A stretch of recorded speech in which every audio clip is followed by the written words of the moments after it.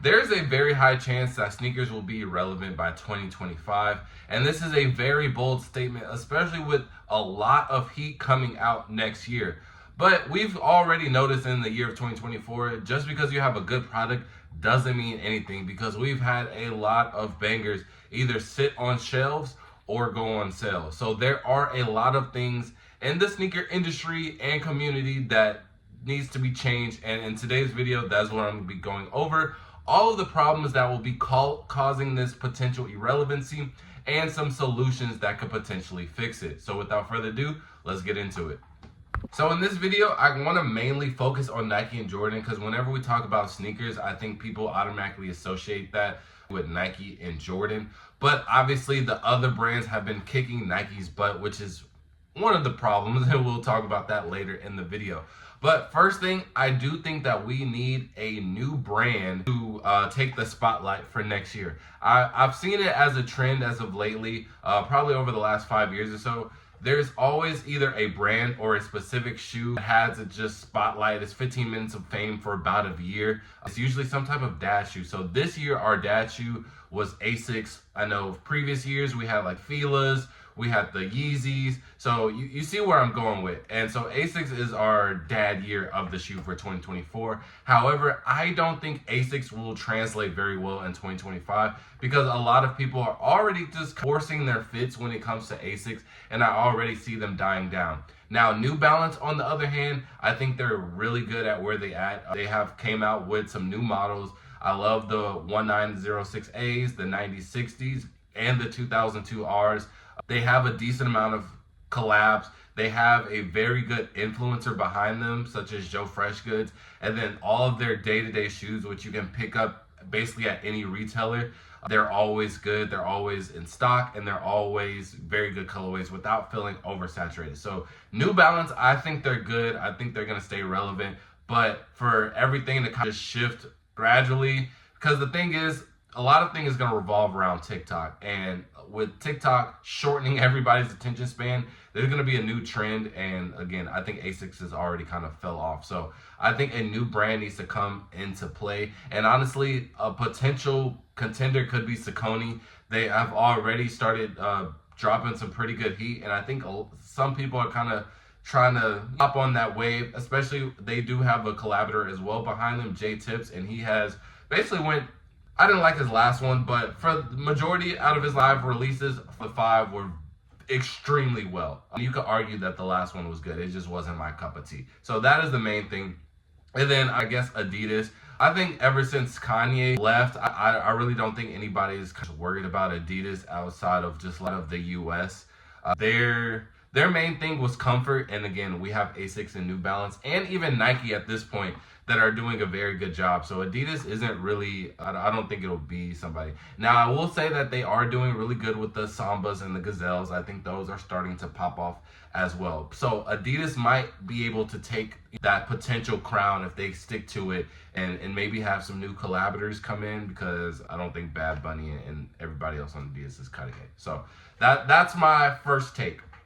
So now that we got that out of the way, let's kind of focus on Nike and Jordan, because majority of these problems pertain to them specifically, but it can also trickle down to some of these other brands. But honestly, I just think they do it a better way than Nike and Jordan. So first off is retail pricing. Retail pricing is getting out of hand, and if you haven't noticed, Nike and Jordan, they go up on their price about $10 every year since, I don't know when they started doing this, but like 20, I don't know back in the day, but ever since I got into sneakers, every year it's been a jump in price. And now it's gotten to the point where our 11s are $230 before tax, $248, $250 after tax. Jordan 4s are $220, and it's obviously going to go up again in 2025. And I just don't think it. Again, like I said, even though we have good products, it's a lot of other factors. So just because you have a good product, it's gonna get to a point where people can't keep on justifying these prices, because now we're paying resale prices from a couple years ago, and it's cheaper to get these shoes on a aftermarket spot like StockX or Go before the release date. So it's like, why would I even shop at Foot Locker? I might as well just save the $20 on StockX. But then it's like, a lot of people don't like buying on StockX. So it's like I can't justify paying more at the store when it's cheaper online, but then I also have to deal with the fact that it's StockX and it's a whole lot of drama with that. So it's just like it puts people, the consumer, at a really bad position, and just the fact that it's very expensive.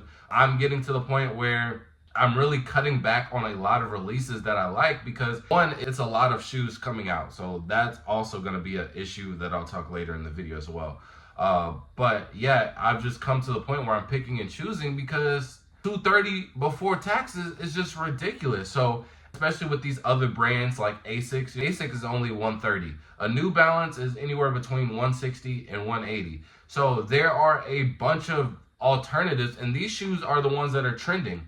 And so it's really hard to convince somebody to buy a shoe out the store for $50 to $100 more retail price versus why wouldn't I just get the Asic or the New Balance that is trending right now?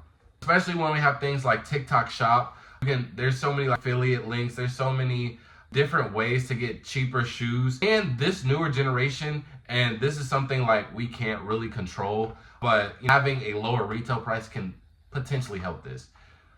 This new generation doesn't care about fakes. They actually embrace fakes, and they try to justify fakes as much as possible. I've never seen it before. Now, in my era, we were literally yanking people's shirt and checking the stitching and checking the tags and looking at your feet, stitching off. If it even look off, it might not even be fake, but if it look off, I'm calling you out. These new kids don't care, bro, because they see the price, and it's just like, why would, and I'm not just fine, because I promise you never catch me with a pair of fakes. But in their eyes, it's just like, bro, the shoe is $200. Then I got people selling it for $500, and I can't even get in the store. I'll just buy the fake one on TikTok Shop for $30. And again, that is something out of control. Like, we can't fix that. I don't think we'll ever be able to fix that. But lowering the retail price to make it justifiable, it comes all together, because once more people come into the store and realize, like, oh, this is $180, I can do that. And a lot more people are buying it at $180. Now the kids that are buying fakes is like, bro, you can't justify buying the fake now because it's too expensive or too hard to get when everybody else is buying it for $180. You're just broke, and you're just gonna have to deal with that. That's how I think it could indirectly fix it. So that's another problem. Retail pricing has to change. And honestly, at one point, I do think Nike and Jordan are gonna come to a reset. I've actually seen them reset a lot of things that back in the day, 3, 4, 5 years ago, they were just totally against, but now that they're just trying to give everybody what they want, they've come back on some of the things that they said. So this could be a potential. Next up is oversaturation. With it being a lot of products, I think, and we just saw it with the Legend Blue 11s. For example, so the Legend Blue 11s, it's a very good product. It has a lot of nostalgic value. Now, a lot of these future products in 2025, that will be the same exact thing. However, there's already me personally, I think there's too many shoes in 2025. So I do think that it's going to come to a point where people are going to be picking and choosing which release they want. Now, if we go back to the point where a lot of these products are limited, then it gets to a point where I tried for this, it's sold out. Now I can go for my next one. Versus, oh, I just spent $250 on this shoe, but the next shoe I want, I'm not going to get it, which causes all of these shoes to sit. And with them sitting causes just a bad image for that shoe and the sneaker community in general. And a lot of people might not agree with it being limited products, but at the same time, we're seeing it right now. And I really don't even like having this conversation because people are just too stuck in their ways, bro. A lot of people, their main thing is, oh, the resellers are ruining the game. Now we get to have it to where people buy what they want. But the thing is, the same people that were complaining, saying that they weren't able to get that, they're still not buying it. The people who really wanted it, they're going to put in the legwork. There's a whole other side of the world that just want everything handed to them. And sometimes they don't even want the product. They just want to be mad. There has been multiple examples this year to the point where it's literally a fact at this point. It needs to be a cut in supply and the demand will easily go up. We just had the whole entire Imam and Neer collab, 5 different shoes, all of them sat for multiple days. This is the same exact shoe that a year or two ago people were complaining that, oh, I could never get a collab shoe. Oh, I want the shoe so bad. And you could argue that the Jordan 3 was bad, but the Jordan 4 is fire. And it's a still popular model. So what's the excuse now? Because they were sitting for weeks. I don't want to hear it. So I do think that it needs to go back, because I do think that the people who actually want shoes, they will go out their way to try and get it. And if they don't get it, they will make the decision of A, paying resale, or 2, just going for the next shoe. But with these shoes selling out, then it makes the hunt even more fun. I think we're losing that, and that's the reason why sneakers are becoming irrelevant, because there's no fun to it anymore. Going straight into a Foot Locker when there's nobody there, the employees look dead, and I'm just grabbing what I want off the shelf and swiping my card in a 3-minute transaction, and then I just put it in my closet for, I don't know, the next 3 months until I just figure out that I still have that shoe and wear it. That's not fun anymore. Like that, at least for me, when I got into sneakers, that's not what it was. I love standing in line. I love fighting for shoes. I love the chase. I love trading. I love making actual decisions of like, dang, should I pay resale for this? Or maybe let me get a couple pairs of these. I got lucky on these and I'll trade them for these. That's the whole part of the sneaker game. Not just swiping your card at a Foot Locker, bro. That's just boring, bro. And that's why people don't really like sneakers right now. There's no fun to it. Every time that we had our peak times in the sneakers, there was some fun to it, bro. And at the end of the day, whether you like it or not, it boils down to resellers. Reselling made it fun. Whether you liked it or not, everybody participated. You had no choice. It was just a fun game. So that's my second. I got on a little tangent, but that's what needs to happen. My third thing is that they need to start making some type of bridge with these older shoes, or their newer shoes as well too. So any new models that they're trying to create and put out, they need to make a bridge to be able to connect to the newer generation. And again, I'm gonna just go back to the Legend Blue 11s. A lot of people were surprised that the Legend Blue 11s were sitting, but at the same time, not really, because all of the newer kids, they don't understand the hype of a Legend Blue 11. They never got to experience that. So it does nothing for them. And everything else that I said when it comes to retail pricing and things like that, it just scares them away. It doesn't interest them whatsoever. So, and a little kid that's like 10 or 11, he doesn't know anything about a Holiday 11. See, back in my day when I was in high school, you needed to have the Holiday 11. So when you came back from Christmas break, you could flex on your friends. But now they pulling up with Balmains and whatever else is trending. Balmain, Amiri jeans, all that everything, you know what I'm saying? Designer head to toe. So some Jordan 11s means nothing to them. So Jordan Brand and Nike, they need to have some type of bridge to that newer generation. Because eventually the older generation is going to get to the point where they've already doubled up, tripled up, quadrupled up, and there's no point in them buying the shoe anymore. Now, obviously in 2025, there are some shoes that just basically weren't accessible. For example, the Undefeated 4s, it was only 72 pairs. So obviously for a shoe like that, a lot of people, it's going to be on a lot of people's radar, but at the same time, it's not going to be on a lot of people's radars, because I don't even think people my age really know about an Undefeated 4 unless you really did your research. But at the same time, why are you not marketing such an impactful shoe of sneaker culture in general? That's the first collab Jordan. Why are you not marketing it in a way to present that hype to people who don't even know about it? I think that's a major issue that we're not doing. So marketing goes into this problem as well. And one of the main things that they can do to bridge this gap is get some content creators, get some influencers. Now, I see that they're trying. I know that they recently signed Kai Cenat with the deal, and he just started trying to promote the Air Max 1. It was like a digital Air Max 1 that just came out recently, but it just felt super forced. And that was also like a shoe that you couldn't really see him rocking. You know what I mean? So I think it was just really forced, and like he just had it on stream for real. It wasn't like, I don't know what age group is watching this, but if you watch Kai Cenat and you tap into some of his streams, it's gonna be some things that he said that makes you want to get involved in that specific thing or buy this product. Whenever I watched the segment with the shoes, it didn't feel like that. It just felt like some of his forced stuff, because he'd be forcing, but he knows his audience. So that's one thing I do think. But it doesn't have to just revolve around Kai Cenat. With TikTok and all other types of social media, and us just living in an online age, there are so many different content creators, online influencers that I feel like will have a just very huge reach on the newer generation, people who want to get into sneakers, because that also needs to be a bridge that connects to somebody that's trying to get into sneakers as well. Because I will say, being in the sneaker community and before me getting into the sneaker community, it is so hard to get into, because the old heads, they really don't they don't accept anybody for real.